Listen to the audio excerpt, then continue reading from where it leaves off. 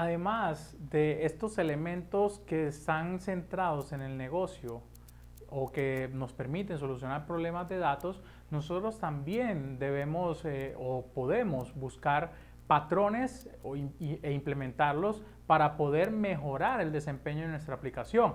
¿De qué manera podemos, dentro de este tipo de arquitecturas que están centradas en lo que es la mantenibilidad, mejorar el desempeño? Porque una de las desventajas que se puede tener con este tipo de arquitecturas, arquitectura limpia o arquitectura por capas, es que al tener tantos componentes, el footprint de la aplicación, o sea, el consumo de recursos de la aplicación y la latencia de la aplicación pueda ser mucho mayor o mucho menos favorable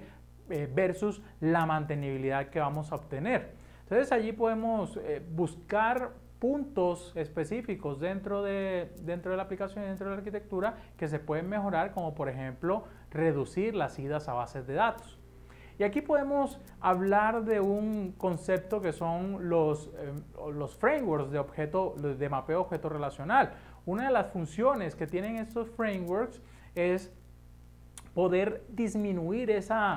impedancia o esa resistencia que tenemos de pasar de un mundo relacional a un mundo objetual, donde hay reglas de mapeo que no aplican y hay cierta complejidad para poder mapear o para poder obtener los registros y llevarlos a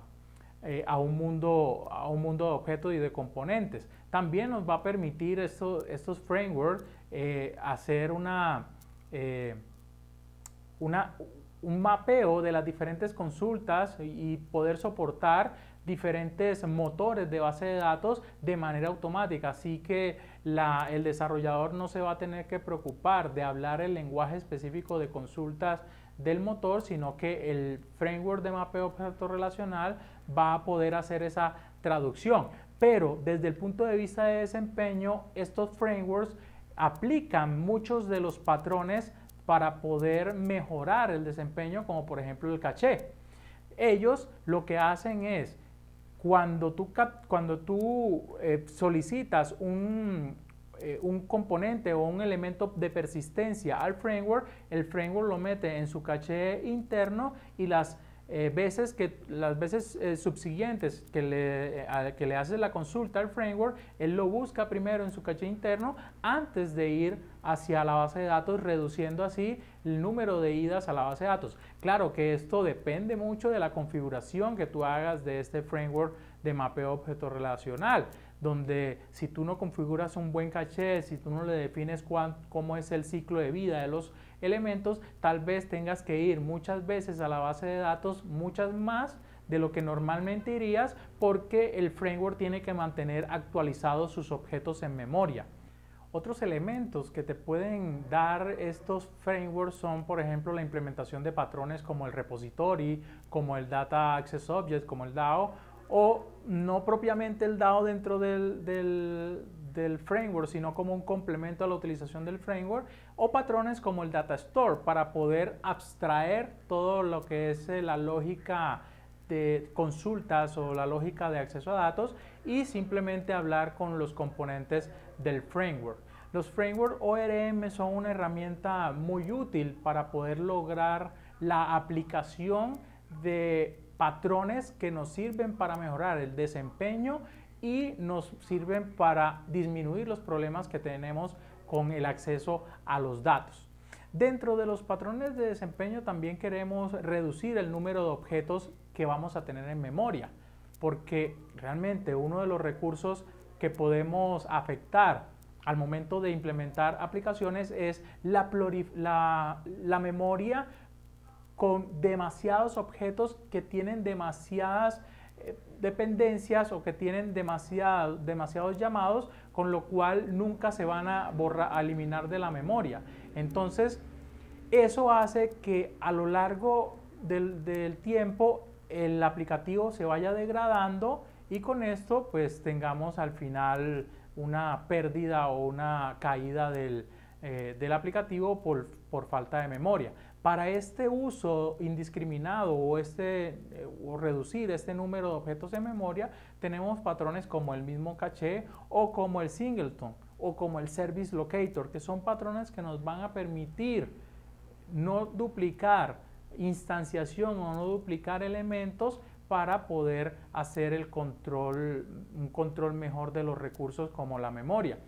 Aquí podemos también tener implementación de frameworks para poder manejar los singletons o el ciclo de vida de los diferentes componentes. O por ejemplo, un framework como Spring o muchos frameworks que son gestores o microcontenedores. Tenemos Pico Container, tenemos GUIs, tenemos Spring, tenemos los mismos